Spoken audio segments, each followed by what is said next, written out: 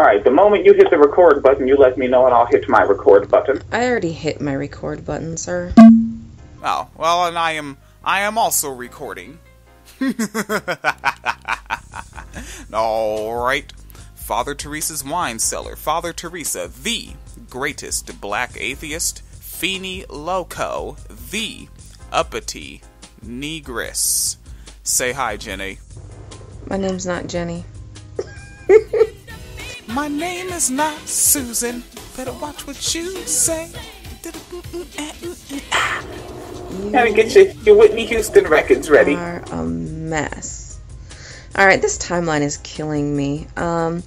They sterilize women to put a stop to the black civilization. They feel your race will dwindle if you can't have any more kids because they want to outnumber the blacks. Oh, okay. And interracial relationships are to breed out the blackness. Didn't you know?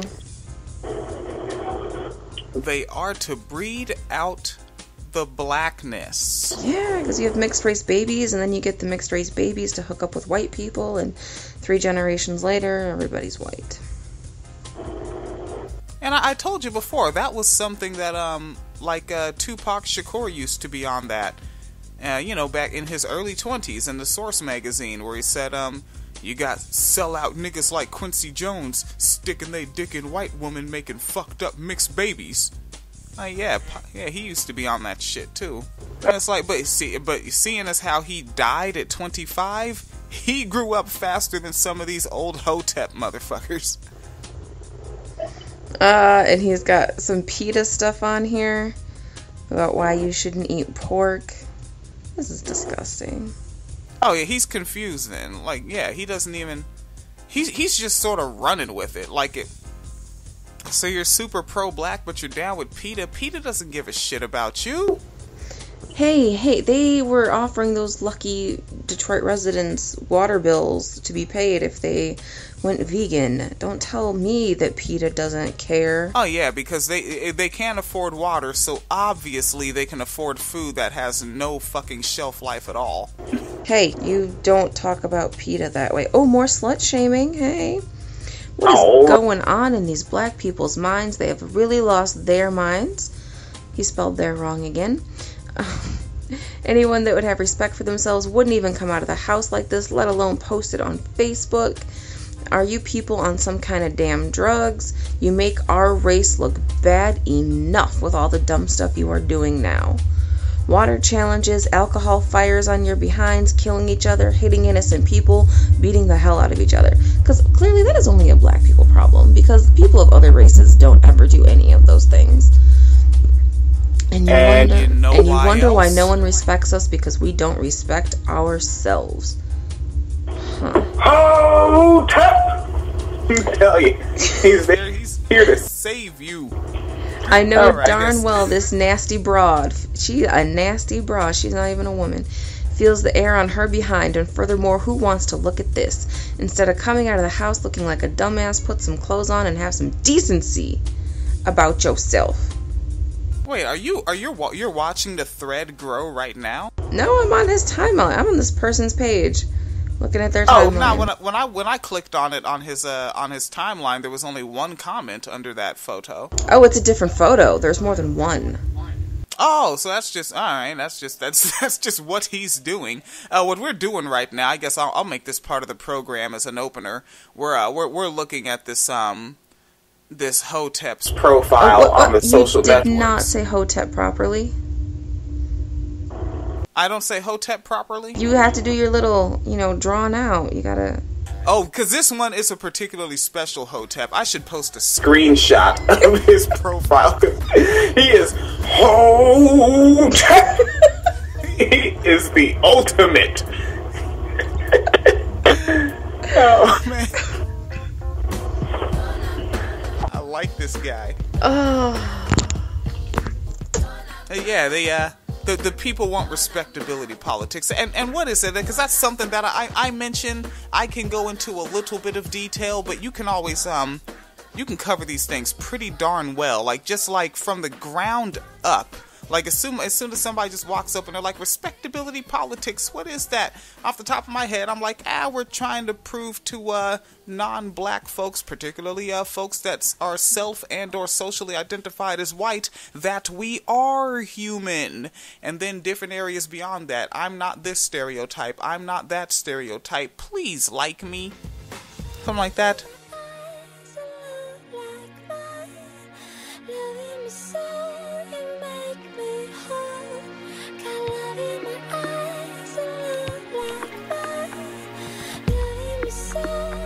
Alright, and we are recording again, because this is broken up into little pieces, folks. I'll probably just edit out where I just said that, so I don't even know why I said it.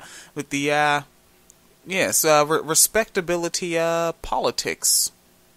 Feeney Loco, please tell the average person that hasn't heard any of this, the average person who only knows that Martin Luther King and Rosa Parks exist, and that Obama's president, and they like Nicki Minaj. Like, the person who is at that level of information, like, how do you explain it to them? Okay, respectability politics is basically the notion that oppressed groups of people can find a way to behave that will stop their oppression.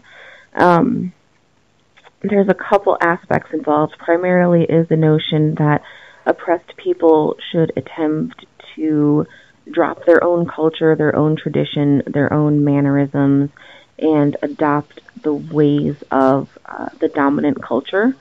So this is seen in how stereotypes are built, things that we pick on other people for. So, we're talking about respectability politics within a racial context. White people who judge black people for not behaving appropriately, but, well, why do they talk like that? Why do they use that ebonics language? That's not appropriate, right? Because white people don't use it. When we're talking about things in an LGBTQIA context, it's why do those butch lesbian women look that way? That's not how a woman is supposed to dress. Or why is an incredibly effeminate gay man acting that way? That's not how a man acts. So when someone of an oppressed group hasn't pushed their way into acting the way the dominant culture is, that is a level of oppression. And then, of course, it becomes a victim-blaming issue to say that, well, but if black people stopped using ebonics, they would be seen as civilized, and the things that happen to them wouldn't happen anymore, right? So black people are now in control of the course of racism. If black people just start wearing suits and talking like white people, racism will cease to exist because black people are just bringing it on themselves at this point. That is one of the core ideas behind respectability politics. So we are blaming the marginalized group. And not only is the dominant group blaming the marginalized group, other members of the marginalized group start blaming each other. So we have our HOTEP. Can I get a HOTEP? HOTEP! So we have our HOTEP conscious brothers and sisters with head wraps who want to pretend that we bring misfortunes on our own people. If black women would stop twerking, white people would respect us, right? If black women weren't neck deep in kids, white people would respect us. If black men didn't wear pants that sag and listen to gangster rap, white people would respect us, right? So now our own people have turned on us for adding to our own stigmatization, adding to our own oppression. And now we have the dominant culture, in this case, from a racial perspective, being white people. And now we have our own respectable black people who are all turning to us, blaming a certain chunk of the black community for all the problems that the black community faces. And we have basically become scapegoats because we don't behave properly. And then, the problem with all this is that it's complete bullshit. It just doesn't work that way. We can act respectable, but when police see us on the street, they still harass us, right? They still call us names. We still have to face racism. no matter what we do. We cannot behave our way out of oppression, and that seems to get lost when we're talking about these respectability politics. Because, and I point to Obama a lot for this, there's still people who crack jokes in lynch chairs pretending it's the president. He still gets called a nigger. They still Photoshop his face and his wife's face to look like monkeys. But they're college-educated people. They're millionaires. Obama's president of arguably the most powerful nation in the world. He has a dedicated wife. He's never had a sex scandal. He has 2 well-behaved, non-scandalous children. He is, by the white standard of society, doing everything right. He's rich. He's wealthy. He's in a position of immense power. He has a family. And he still gets called a monkey. The suit, the family, the presidency, it doesn't save him from being black. Okay? And I'm going to pause again. Ain't nothing working, ain't nothing right. There's a hole in me that I can't fill, no matter how hard I try. There ain't nothing sweeter, there ain't nothing wrong. All the pain that I receive keeps me strong. It keeps me moving on. And on, moving on. Come with me. Father Teresa is not black. You are the whitest atheist ever.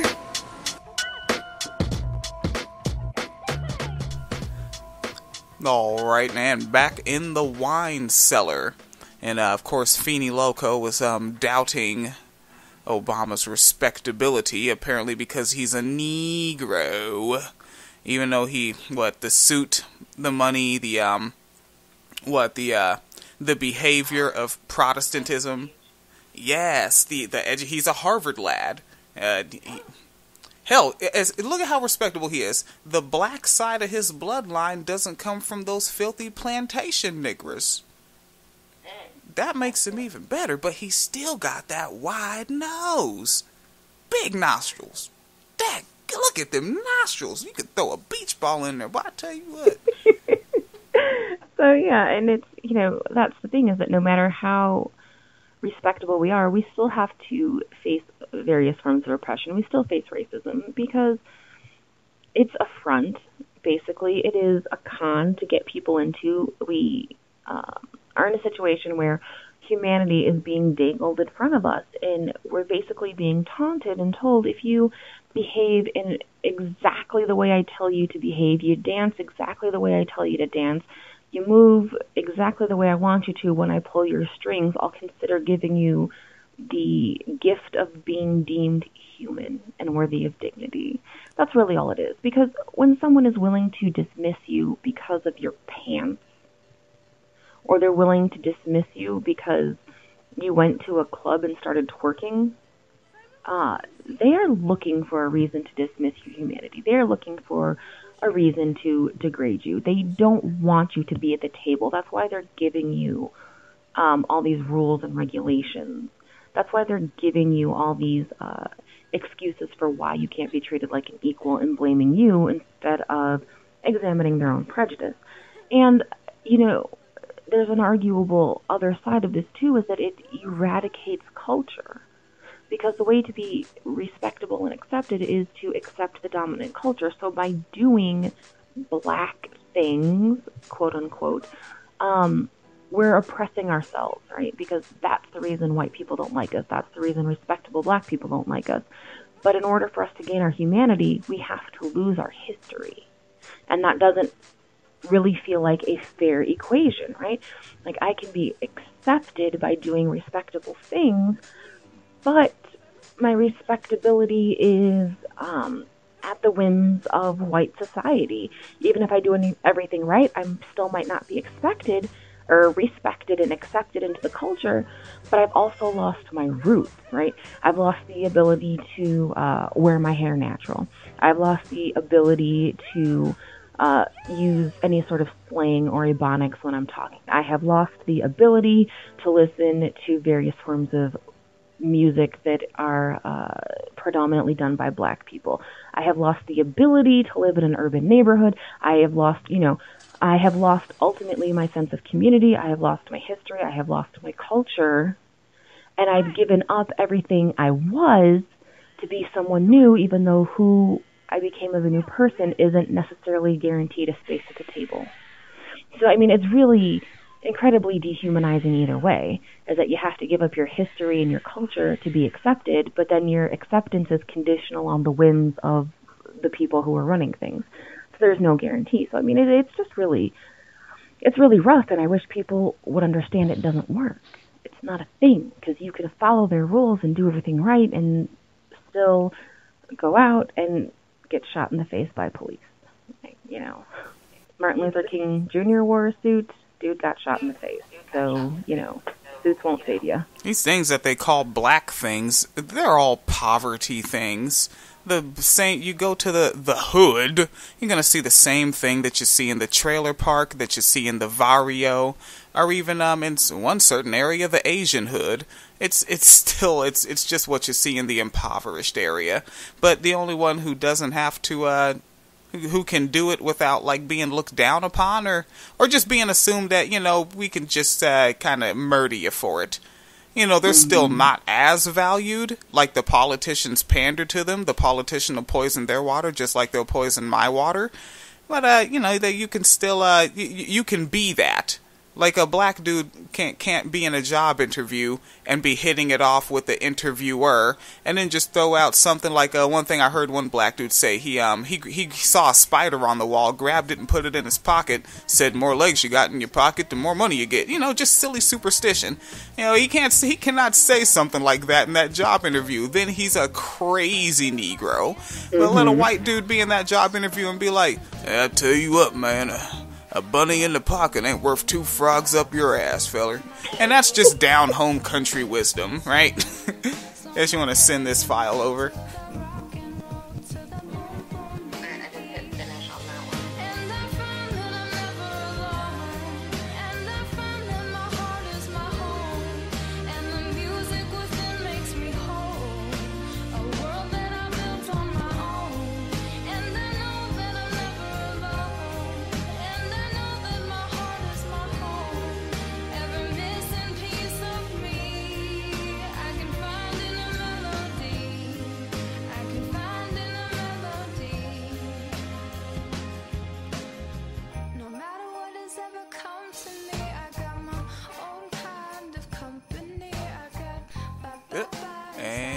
Recording again. I think this should be the final segment. Be a nice little short program of the Wine Cellar to sort of bring it back, because we were weeks overdue.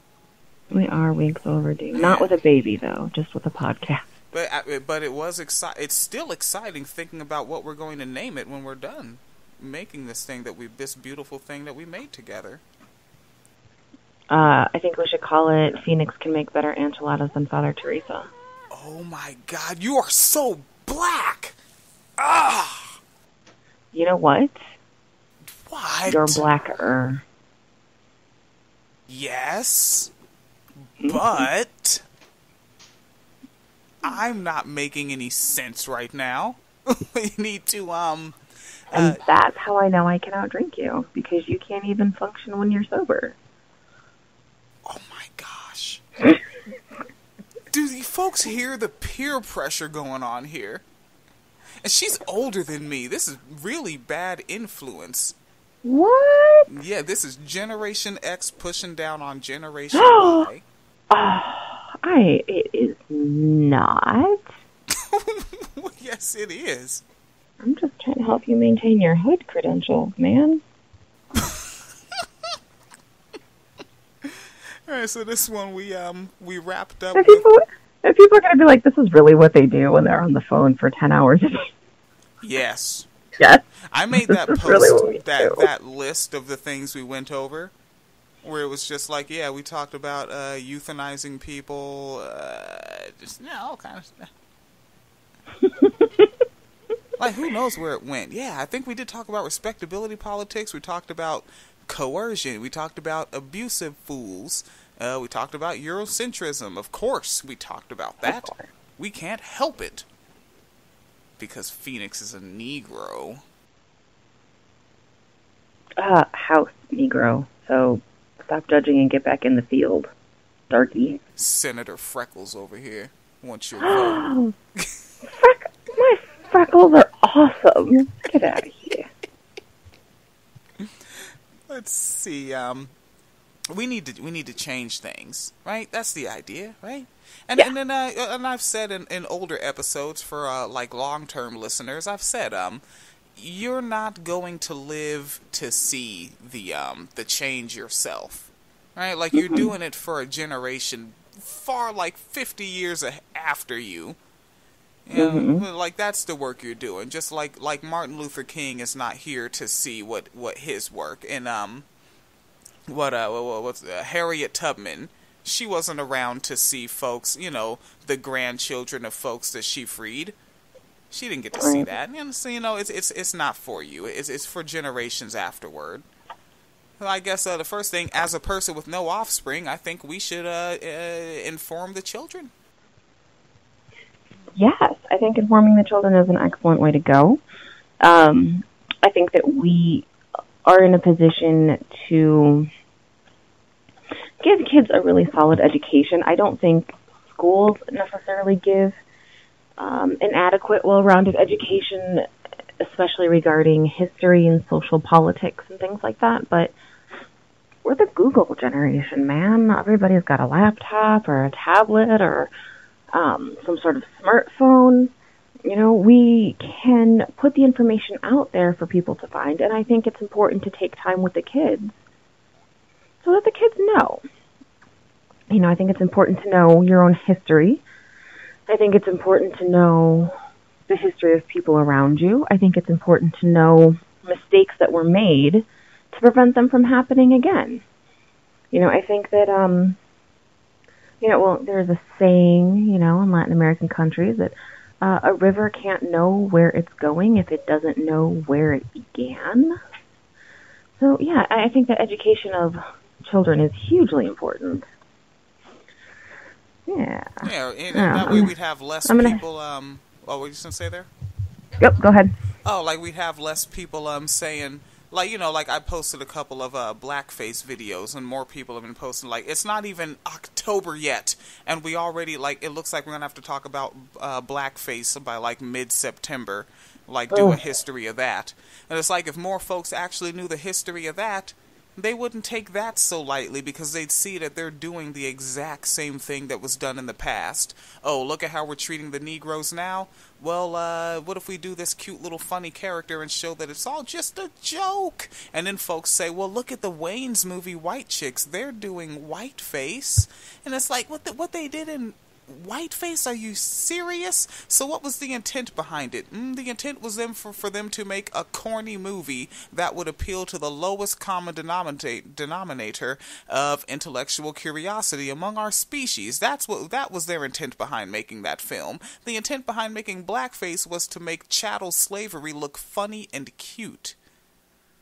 Well, part of the distinction there, too, is that the stereotypes they were cracking on in White Chicks, white women aren't being killed for those. White women are not going out of the street and police aren't pulling guns on them and macing them because, oh my God, you're rich and you probably got a boob job. That's or right. Like, oh my God, you are gonna sit in your daddy's Porsche and sing Natalie Imbruglia. Like, no, white girls are not getting shot for that shit. Yes. They're not getting killed for going to Starbucks. Yes, the only two good lines in that film spoke directly to privilege. One of them was, picked up a phone to complain to corporate about customer service and said, "Dear Mr. Richman, I am a white woman in America."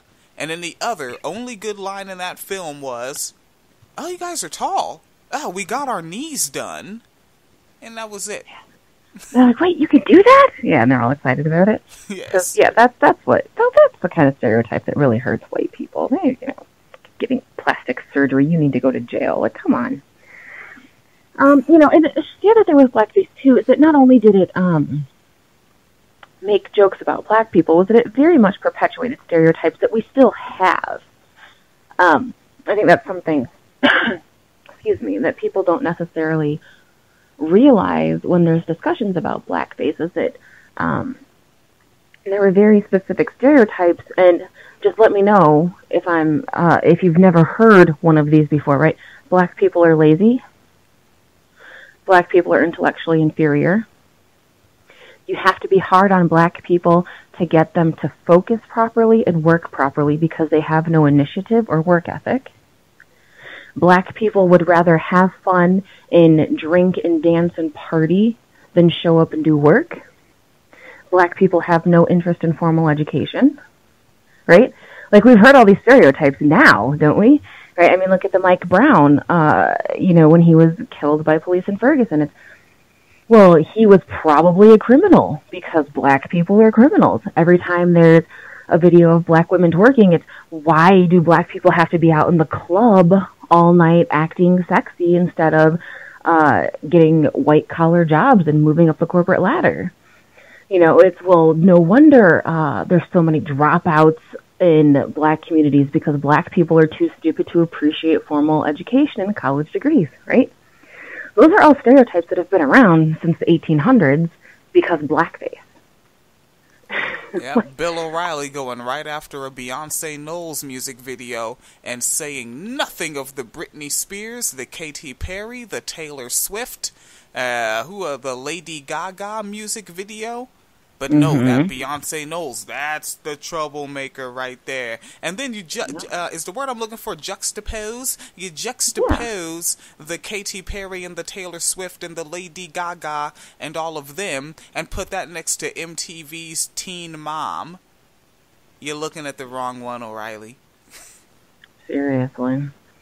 And, and I think that's the thing is that it was, because what we have then as far as blackface minstrel shows and what we have now as far as media, they're essentially the same because back then not a lot of white folks saw black folks because black people were for the most part on the plantation. There weren't tons and tons of free black folks just running around America. So not having seen black people, white people would go to these minstrel shows, see white men in blackface saying, hey, I was down at blah, blah, blah plantation down in South Carolina, and this is exactly what the Negroes did on Sunday night. And white people would believe it. So that was the drinking, the partying, the hypersexualization, the laziness, the lack of intellect, because that's what they were told black people were like, and they didn't know because they never were around black people to determine for themselves. And skip it forward to nowadays, right? We have, for the most part, very racially segregated living areas throughout the entire country. So when the 10 o'clock news is, some weird guy named Deshaun got shot in some suspected gang crime in some low-income urban housing project in a major metropolitan area, and these white people see that and assume that's exactly how black people are because they don't know black people to dispute that. They don't go into black communities. They're not around black people to combat that sort of stereotypical prejudice. And that's, the same exact, oh, well, those people have no value of life. They don't value education. They're lazy. They're stupid. And it's exactly the same stereotype based off what the media portrayal of black people is. And it's very rarely positive. And I have to hit stop now. Yeah, let's cut and send that one, And then... But generally, the African from Africa is a very pro-American person, a very happy person.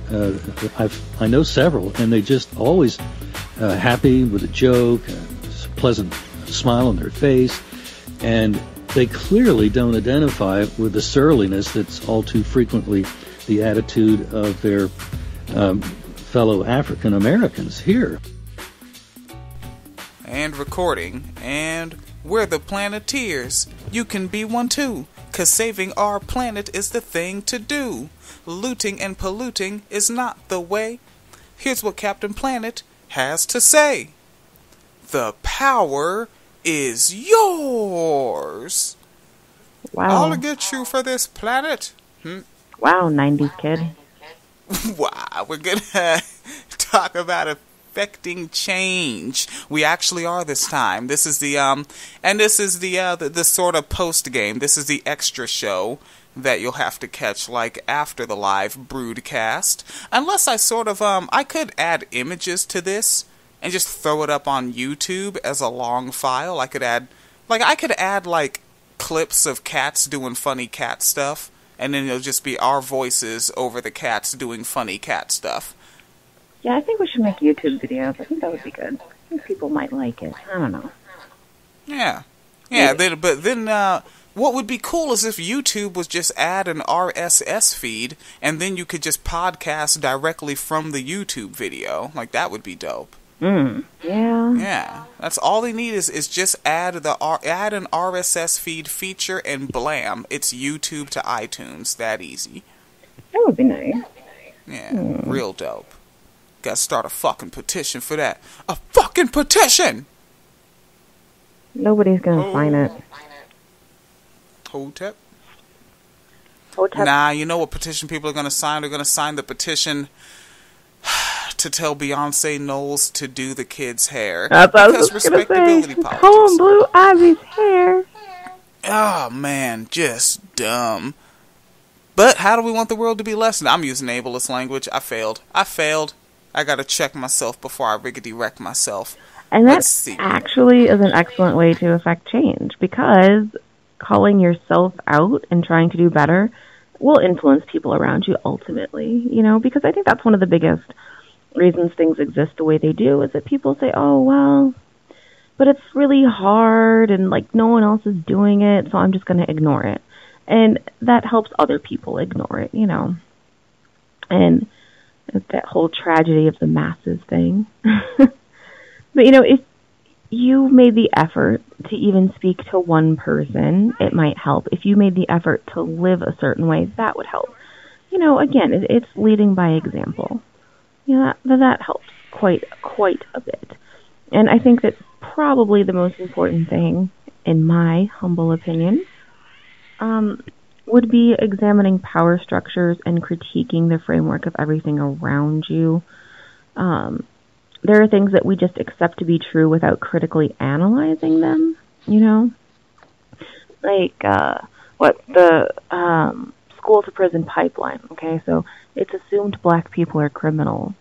And then when people want to confirm their bias, they go, well, how come there's so many black people in jail if black people aren't criminals, right? Except that ignores the historical context of the fact that slavery is still legal within the prison system because it was never abolished. And that the minute slavery was abolished from plantations, and it was no longer legal for individuals to own other individuals, it became legal for prisons and the government to own individuals. And then, surprisingly, we went from no slaves on plantations to it being completely legal to own people in prison. And who made up the majority of people in prison? Black men. Who still makes up a significant majority of people in prison? Black men. Who is a minority of the overall United States population? Right? Black people are only, like 14% of the overall population. But between blacks and Latinos, they're over half of the prison population.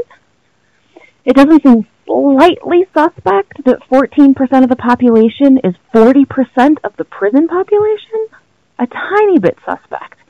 Is every black person really that inherently criminal, or is there some sort of system that is stacked against them? You know, that's, you know, you got to examine these structures. And then, you know, you examine, it's also harder for people who are poor to have a fair trial. People, when they assume a black person is guilty, is more likely to convict them.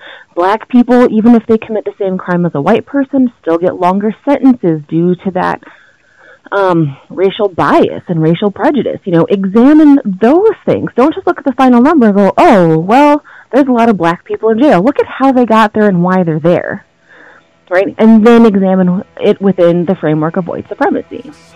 And do that with everything. Do that with all the stereotypes about black people. And I think that when you start looking at things critically like that, it gets easier to see where the lies are, where the stereotypes are, where the truth is, how the truth is being modified. You know, I think that helps a lot. And I gotta hit stop again. Yes.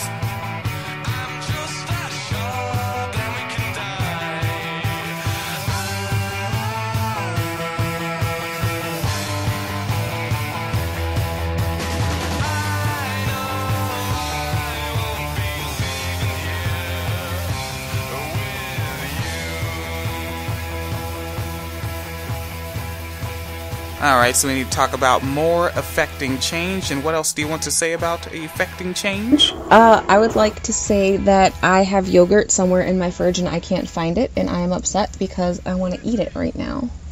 That is what I would Look like in the to bottom say. left drawer. The bottom left drawer has it. It is not in the bottom left drawer, you liar that lies. There's apples in the bottom left drawer, and walnuts.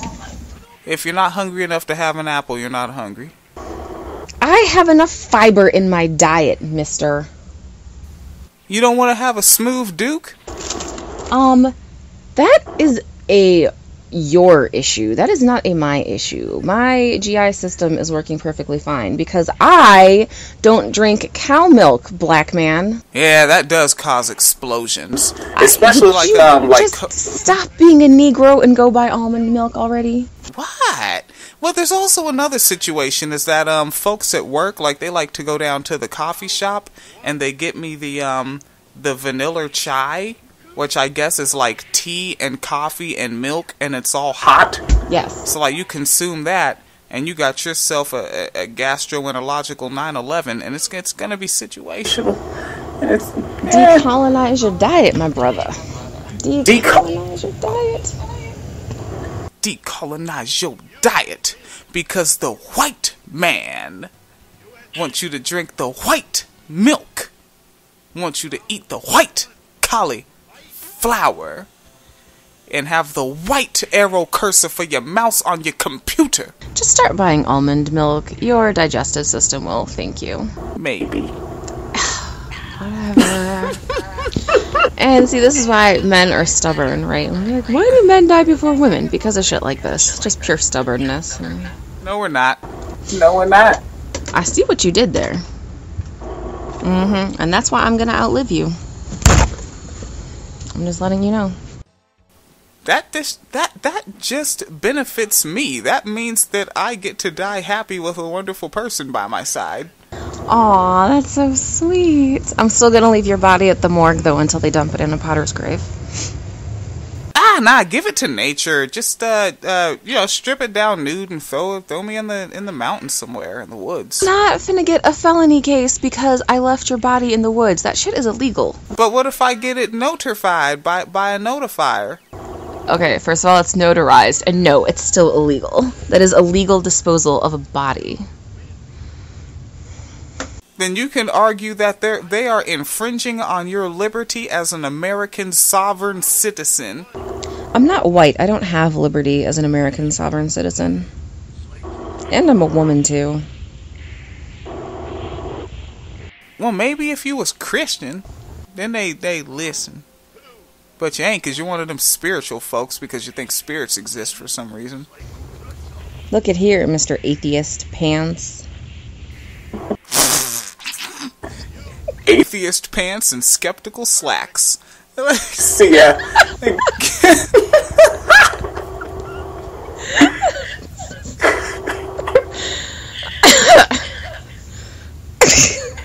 I got nothing. I got nothing. This is how we tell folks how to affect change. We talk about dying.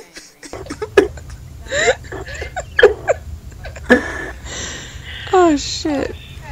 I don't know. What are we supposed to be talking about right now? Yeah, well, affecting change. I think information is a big part of it. Don't be afraid to inform your kids. Well, I always use myself as an example because anecdotal evidence is the best darned evidence you gonna get. It's the only kind that exists in the world. But like my biological mother, like she intentionally exposed me to George Carlin's rhetoric. You know, at the age of 7, I heard the phrase, the planet is fine, the people are fucked. Like, I heard that at that age. That's sort of critical thinking. You can give a kid at that age, and they're still a kid. You know, I got to see and read about Malcolm X at that age. You know, and I still got to be a kid. Like, a kid can be a critical thinker and go outside and still play the shit out of some freeze tag and still have fun. You're not robbing them of their childhood by making them informed. That's what I think. So yeah, go straight at the youth. And but to get people to go with the youth, we have to convince some adults that are breeding. And like, so myself as a non-breeder, like, and a very intentional non-breeder from the age of 14 forward, I take a responsibility upon myself to do that. That's why I use the social networks the way I do. I do have some fun in the social networks, but most of the time I'm trying to foster discussions to foment change. I think that's what I'm doing. I don't know. What are you doing, Loco? I'm not doing anything. I'm letting you do all the work. Here's my most probably unpopular social justice opinion. I am a big fan of trying to educate people that want to learn. And there's the whole idea that, it's not my job to educate you. That's very prevalent in social justice, and I get it, but I try to educate people when I can, more because I am concerned people will go research on their own and not find legitimate sources, because that happens a lot.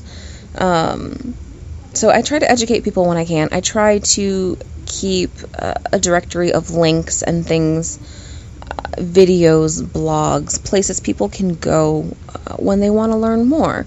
And, you just direct them. And I find it helpful to bring in little things. If we're talking about white supremacy, that is huge. That is media, advertising, criminal justice system, political system, voting, Supreme Court, elected officials, poverty, abortion, crime rates. I mean, there are so many things involved. And it's really daunting to try to do that all in one conversation. But I just try to put little tidbits out there for people who are genuinely interested and have those conversations. I think that, or at least I would like to think, a lot of people aren't malicious. They are just uninformed. So hopefully informing, putting truth out there, having conversations with adults, educating children, having a list of resources will prove to be an effective way to dismantle various forms of oppression, I hope. And I think that it is important to have conversations with children and adults too. I think people shy away from these things because it's difficult.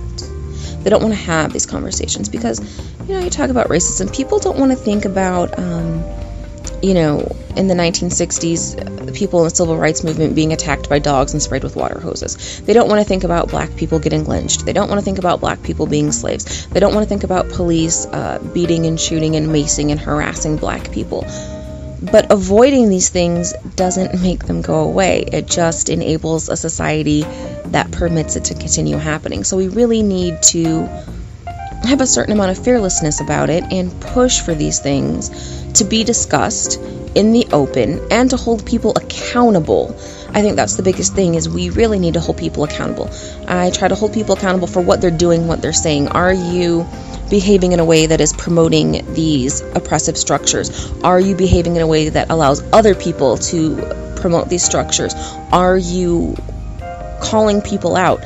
And that's not as intimidating as it sounds. I think,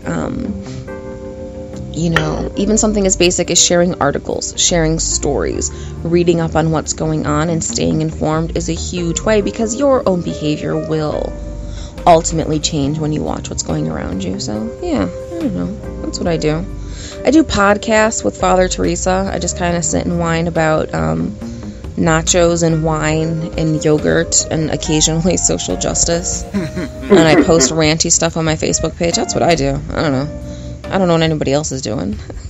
And it's fantastic. All right. And that is your wine cellar. Father Teresa, the greatest black atheist, Feeney Loco, the uppity negress. Catch us in the social networks on William J. Jackson. You friend me, I'll friend you back. We have a disagreement. We can hash it out like adults. I will not block you, but If you're a troll, I will ridicule and mock you. Alright, have a good one there.